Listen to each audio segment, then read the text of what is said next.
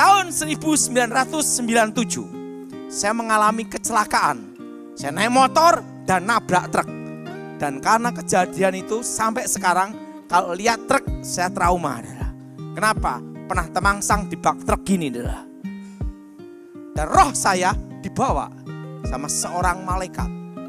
Nah, dibawa ke satu tempat. Lantainya emas. Dan di situ ada tahta. Dan disitulah saya menghadap Yang Maha Kuasa untuk diberitahu masa yang akan datang untuk Indonesia sampai tahun 2035. 25 tahun sampai tahun 2035. Masa-masa yang akan datang. Di situ ditunjukkan hari-hari yang akan terjadi. Dan di situ pula tahun 1997 saya melihat anak saya. Saya menikah tahun 2004. Tapi saya melihat istri saya hanya kelihatan rambutnya saja, itu tahun 97. Dan saya melihat anak saya perempuan, itu tahun 97. Dan dia melihat saya gini, itu pada itu di surga. Hari-hari yang akan datang. Bayangkan, saya belum menikah, belum pacaran, sudah ketemu anak saya. Dan anak perempuan itu tersenyum gini-gini.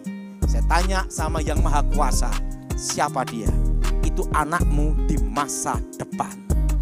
Disitulah saya baru mengerti hari-hari yang akan terjadi dari awal sampai akhir dunia sudah ada di sana. Di situ ditunjukkan tentang Indonesia, apa yang akan terjadi. Dan pada itu ditunjukkan, saya ditanya, apa yang kau minta akan kujawab. Saya tanya sama Tuhan, Tuhan, kapan engkau datang? Yesus berkata gini, engkau tidak perlu tahu masa dan waktunya. Yang perlu engkau tahu, aku menyertai umatku sampai kesudahan zaman. Maka sejak itu, kalau ada orang nubuatan tentang akhir zaman, lembu merah atau lembu tua, terserahlah. Saya tidak peduli lagi. Karena Yesus berkata apa? Ingat, tidak ada seorang pun yang tahu. Hanya Tuhan yang tahu. Dan apa yang terjadi? Saya ditanya lagi, apa yang kau minta? Aku minta yang kedua. Jangan beli aku kekayaan. Nanti kalau aku kaya, lupa siapa engkau. Dan jangan beri aku kemiskinan. Karena orang miskin itu susah, modalnya nekat. Betul?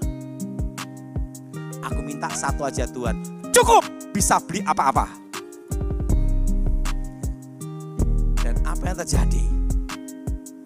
Di surga nanti tidak ada nama Allah. Nama Yesus asli adalah Yeshua HaMashiach.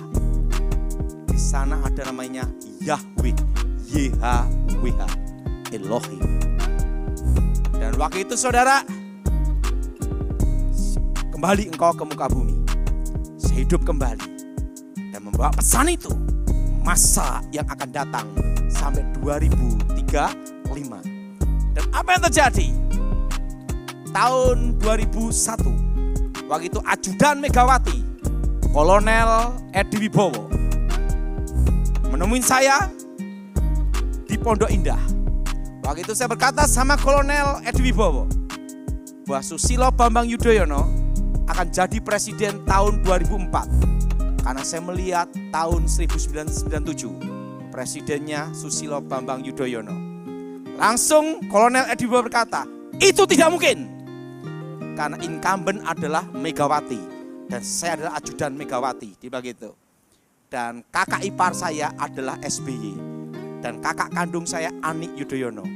Tetapi kalau sampai kakak saya jadi presiden, manusia yang paling saya cari di muka bumi adalah Daud Tony.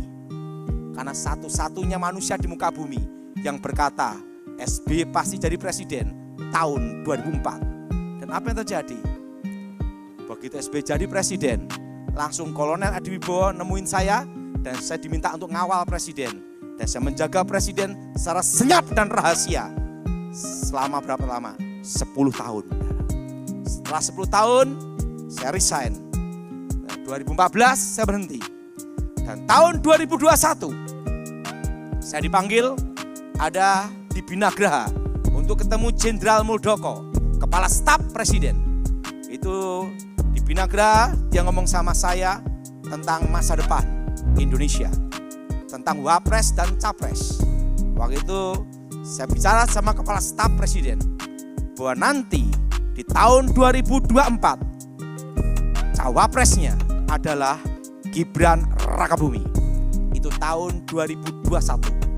Saya mau tanya, siapa yang pernah melihat media sosial tentang Gibran? Saya bicara 2022, angkat tangan coba.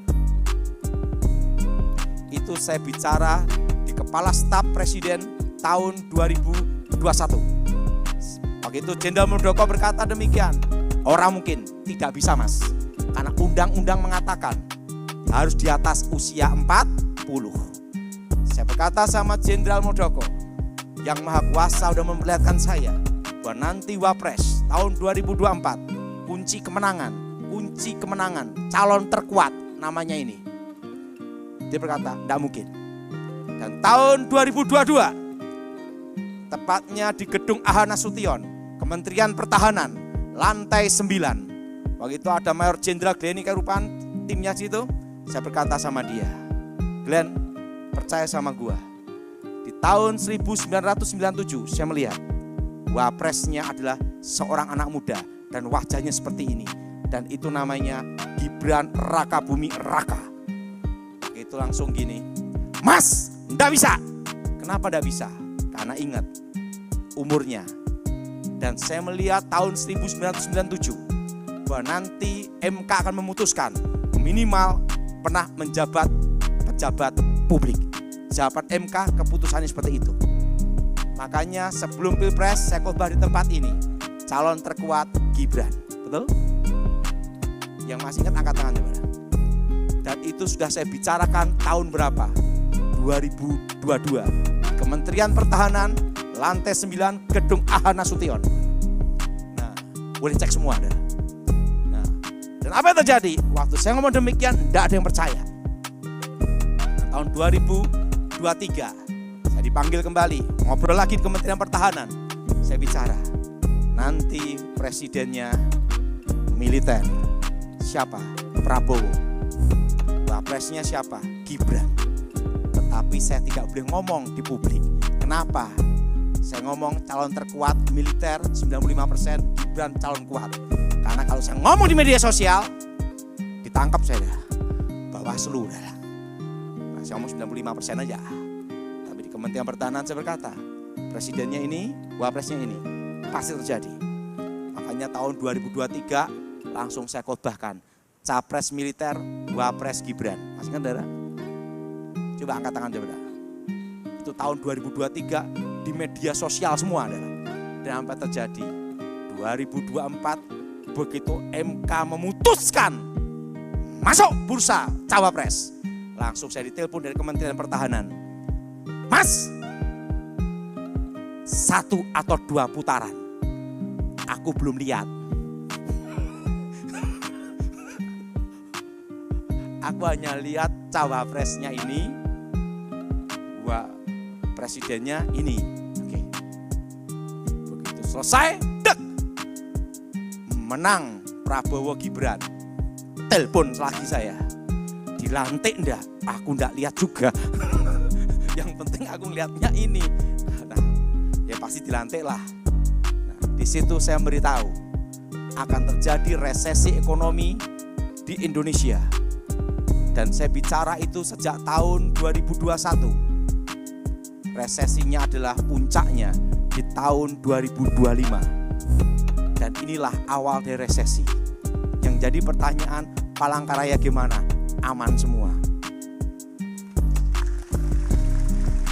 Ingat, Palangkaraya tidak terasa resesi ekonomi. Karena alamnya, tanahnya luas. Kalau mau makan susah mudah, modal pancing cari ikan. Ingat saudara, resesi ekonomi hanya akan terasa berat pada waktu di Jakarta. Di Palangkaraya hanya akan terasa harga-harga pangan naik. Jadi intinya satu, dari tahun-tahun lalu saya berkata semua harus berkebun. Masih ingat? Yang masih ingat angkat tangan semua. Nah, sudah waktunya semua berkebun. Karena akan terjadi resesi ketahanan pangan. Resesi pangan itu akan terjadi 5 tahun lagi. Jadi semua harus disiapkan semuanya. Dan perlu tahu, ini penting untuk saudara, yaitu puncaknya di tahun 2035. Tahun berapa saudara? Cina menguasai ekonomi seluruh Indonesia. Yang tidak bisa dikuasai Cina, ingat salah satunya apa? Palangkaraya. Kenapa? Karena ada hukum adat dan pembatasan hak kepemilikan tanah. Ini membuat Palangkaraya aman di tahun 2035. Dan ingat, bisnis apa yang tetap bertahan? Pertama adalah pertanian perkebunan. Jadi sekarang generasi sekarang, ini pesan penting untuk saudara. Untuk menghadapi tahun 2035. Bisnis yang akan bertahan seterusnya adalah perkebunan, pertanian. Jadi saudara semua harus bercocok tanam, kembangkan ketahanan pangan. Siapa yang setuju angkat tangan. Dan perlu saudara tahu, tahun ini dikatakan generasi Z, betul? Tahun depan adalah generasi Alpha, awal. Semua dimulai dari nol lagi. Nanti generasi berikutnya, generasi saat ini, dan generasi ke depan, tahun depan, hanya mengharapkan 4. Warisan, hibah, wasiat, dan dimodali orang tua. Ngomong sama sebelahnya, anak-anaknya, ingat itu. Jadi ingat, kenapa? Karena perpajakan akan diperketat. Lulus sekolah, punya uang 2 miliar, ditanya, kamu kerja apa?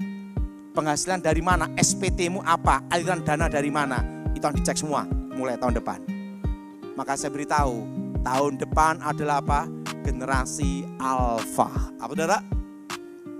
Siapa yang setuju angkat tangan saudara? Memulai dari nol. Makanya sejak tahun 2021, semua saya suruh untuk apa? Beli tanah semua. Untuk apa? Untuk mempersiapkan generasi Alpha. Jelas? Jelas? Jadi ingat, anak-anak semua harus baik-baik sama orang tua. Ingat, yang modali siapa? Siapa yang setuju orang tua angkat tangan. Dan ingat saudara, itu akan terjadi tahun depan. Generasi apa saudara? Alpha. Z kembali lagi, nol, Alpha. Karena semua dilihat perpajaanmu di mana, persaingan tambah ketat. Tapi untuk Palangkaraya aman. Kedua adalah perikanan peternakan. Jadi saudara semua harus siap-siap untuk mengembangkan perikanan dan peternakan. Jelas saudara? Minimal ternak lele. Jelas? Atau ikan nila seperti di Israel. Siapa yang setuju angkat tangan saudara? Jadi ingat, perikanan dan apa saudara? Peternakan. Ingat, waktu Cina menguasai ekonomi Indonesia, hanya 4 yang akan bertahan seterusnya. Dan yang ketiga, distribusi, logistik, dan toko besi. Kenapa? Karena SIM-nya harus SIM Indonesia. Bisnis kuliner tetap berjalan. Yang tidak berjalan adalah Chinese food. Karena yang aslinya datang. Asli sama KW tetap menang yang asli, betul? Betul? Aslinya apa? Datang. Jelas saudara? Jadi ingat, semua yang bisnis Chinese food harus siap-siap untuk masakan Nusantara. Jelas? Karena nanti di 2035, koki-kokinya dari Cina akan datang semua. Ingat, toko besi kenapa aman? Karena materialnya di gunung dan di dalam negara Indonesia. Dan yang keempat, tanah properti. Karena pembatasan hak kepemilikan asing. 4 inilah yang akan bertahan seterusnya. Jadi saudara, siap-siap sekarang semua. Untuk apa? Minimal nanam alpukat. atau duren. Waktu Cina menguasai ekonomi Indonesia, ingat avokatnya berbuah. Betul? Siapa yang setuju angkat tangan? Dari minimal nanam apa? A? Dari ingat saudara, 2035 apa yang akan dikuasai Cina? Yang pertama, IT akan dikuasai Cina. Kedua, industri metal, logam. Contohnya nikel. Setelah itu otomotif. Setelah itu aluminium, besi, baja. Industri itu semua akan dikuasai Cina. Jadi saudara semua harus siap semua waktu Cina menguasai ekonomi Indonesia. Jelas? Tekstil, garment akan dikuasai Cina. Dan itu akan terjadi di tahun 2035. Jadi sebelum itu datang, engkau harus siap. Tapi untuk Palangkaraya aman. Kenapa aman? Tanahnya luas. Tepuk tangan untuk Palangkaraya. Tapi ingat, sebelum itu terjadi, persiapkan semuanya. Siapa yang setuju angkat tangan saudara? Jadi semua sudah apa? Ketahanan pangan berkebun semua. Saudara tahun depan tidak usah ke Jakarta. Karena Jakarta resesi saudara. Terasa berat saudara. Tetap di Palangkaraya, tetap makan ikan papuyuh. Betul? Aman baik. Ngomong sama sebelahnya, semua aman. Pak, akan terjadi enggak kerusuhan 98? Tidak. Untuk Palangkaraya aman, tidak ada kerusuhan. Untuk politik, kenapa? Ingat, pendemonya dikirim ke sini biaya terlalu mahal. Ongkos pesawat, ongkos tiket kapal.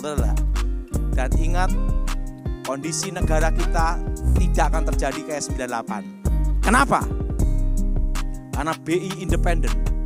Beda dengan tahun 98. BI dikontrol oleh pemerintah, oleh presiden.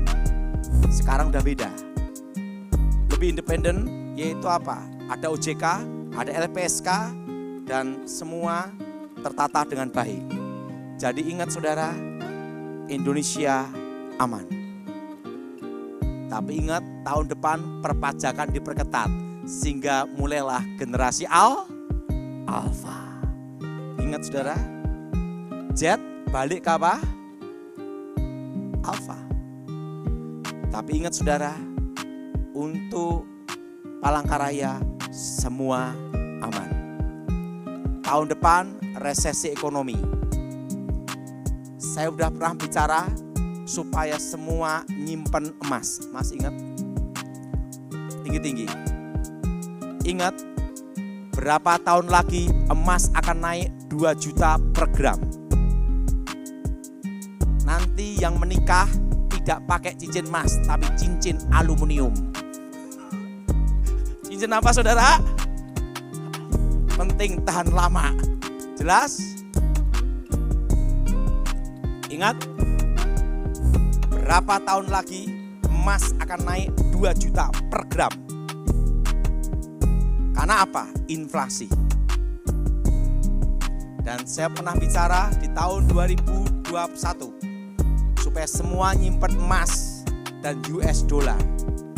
Dan ingat, emas, waktu itu saya khotbah juga, memberitahu di media sosial, dalam waktu dekat, itu saya ngomong di tahun 2023, emas akan tembus 1,5 juta. Sekarang sudah dekat, betul? Betul? Itu menunjukkan apa? Inflasi. Jelas? Tapi ingat, yang penting untuk menghadapi inflasi itu ketahanan pangan. Semua harus berkebun. Sehingga kemarin beberapa bulan yang lalu di Kementerian Pertahanan, saya bicara sama kawan saya untuk disampaikan ke presiden yang akan dilantik supaya swasembada jagung untuk seluruh Indonesia. Karena untuk menghadapi ketahanan pangan. Jadi ingat saudara, saya percaya saudara memelihara, pasti Tuhan pelihara saudara, dan peliharalah dengan baik petunjuk ini, yaitu apa? Berkebun, beternak. Siapa yang setuju angkat tangan saudara? Jelas? Jelas? Karena itu akan terjadi 5 tahun lagi. Dan ingat 5 tahun ke depan, ikutin saya semua, 5 tahun ke depan. Ikutin saya semua, 5 tahun ke depan. Kita semua akan kembali ke manual, yaitu ke offline semua. Kenapa? Ada titik jenuh di online. Misalnya pesan sepatu sepasang, dikirim kanan semua. Nah, ingat, akan kembali nanti ruko-ruko, restoran-restoran, mall semua kembali ke manual semua. Itu 5 tahun ke depan. Ada namanya titik jenuh. Jelas? Titik apa, saudara? Kembali ke semula lagi. Dan ingat saudara, saudara harus persiapkan untuk generasi alfa ini. Yaitu apa? Ketahanan pangan. Saudara yang punya tanah-tanah di kampung-kampung, ditanemin semua. Karena apa? Karena itulah yang akan bertahan seterusnya. Jelas? Jelas? Durian, apokat, semua tanaman keras yang jangka panjang, tanam semua. Nangka, tanam semua.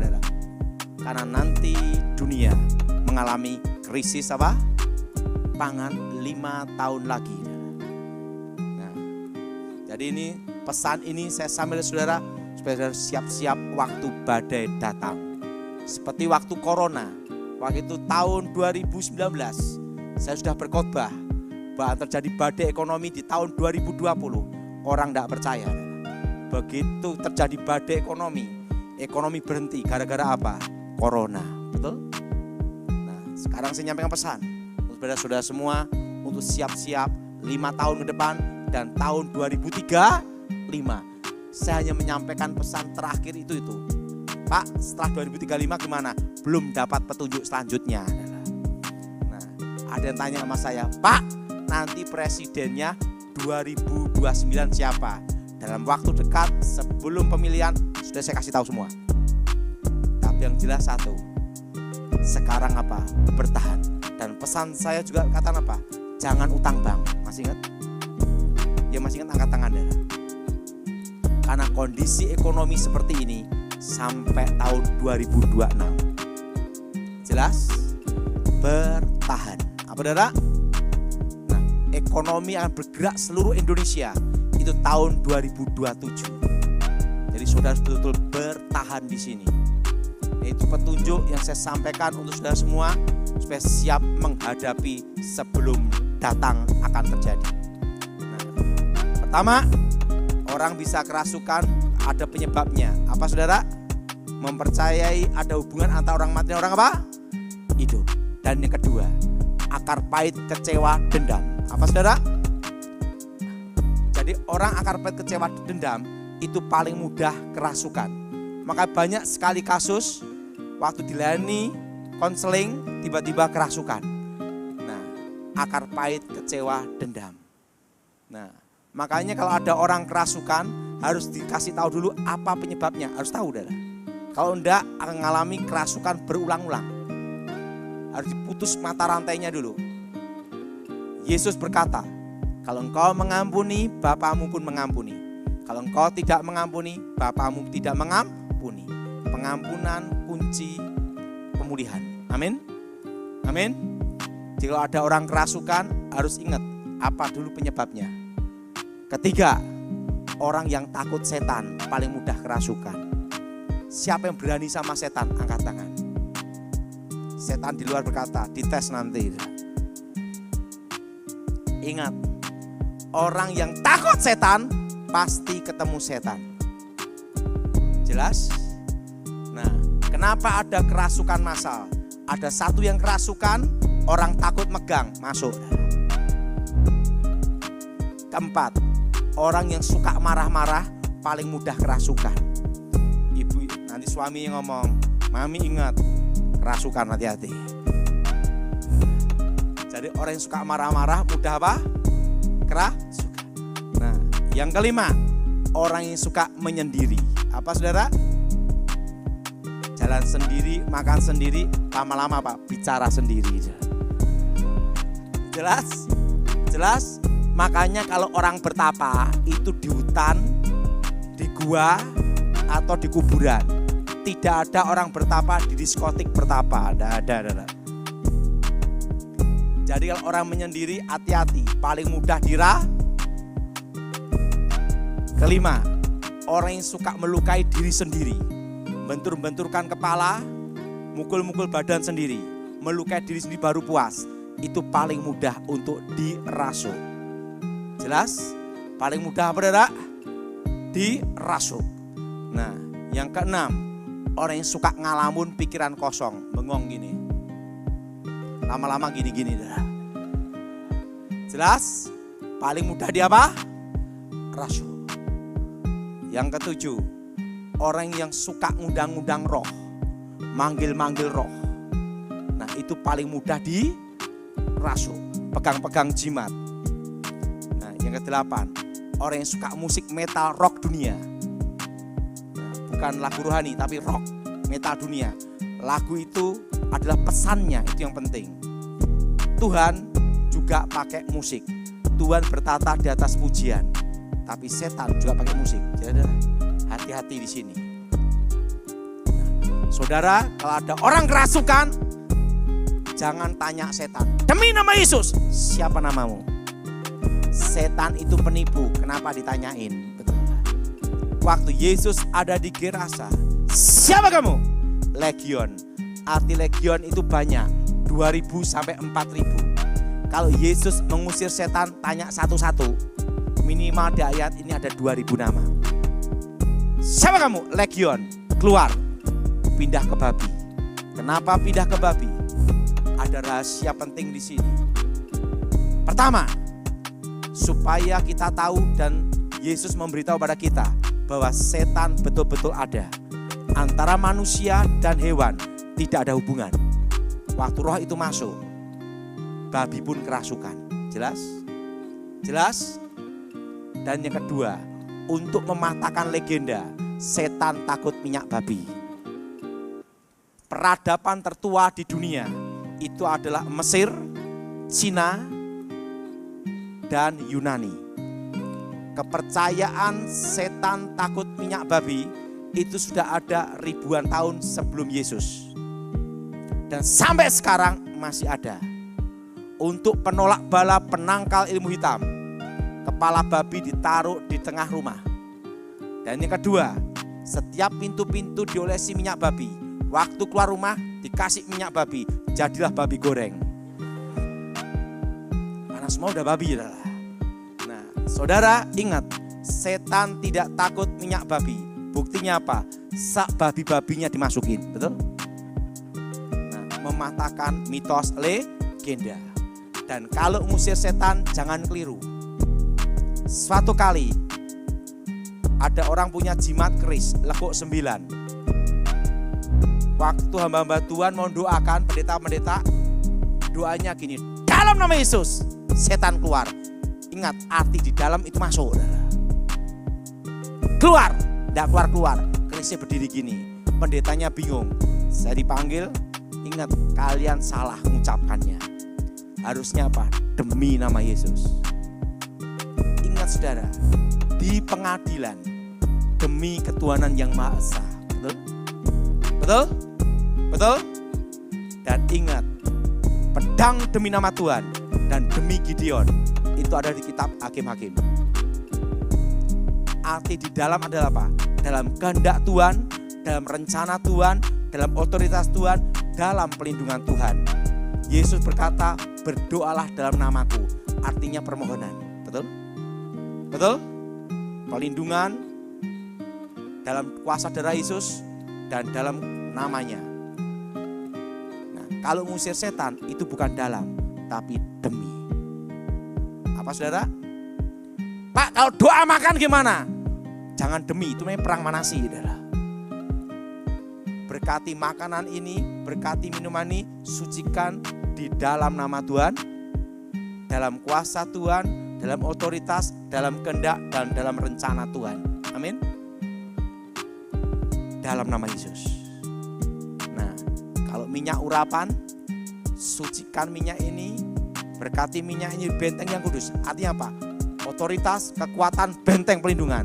Itu apa? Di dalam nama Tuhan Yesus. Nah, kalau ngolesi minyak, ngusir setan, benteng Tuhan, setiap pintu demi nama Tuhan. Nah, kalau orang sakit dalam nama Yesus, dalam kuasa perlindungan, dalam kuasa darah Yesus. Jadi ingat, jangan ngusir setan keliru, setannya yang bingung. Jelas? Arti dalam itu masuk, jelas saudara? Nah, jadi kalau ngusir setan saudara, demi nama Tuhan Yesus. Udah paham? Udah ngerti? Kalau doa makan dalam nama Tuhan. Kalau doa tidur, Tuhan Yesus menyertai kami semua, berkati keluarga kami semua, bentengi semua di dalam nama Tuhan. Ingat, demi sama dalam itu beda. Jelas? Jelas? Dan mulai hari ini sudah tidak perlu khawatir lagi. Mulai belajar untuk apa? Berkebun, bercocok, dan apa? Perikanan, peternakan. Minimal pelihara ikan apa? Dan ingat, itu yang akan bertahan seterusnya. Waktu Cina menguasai ekonomi Indonesia, perkebunan inilah bertahan untuk seterusnya. Mari kita bangkit berdiri.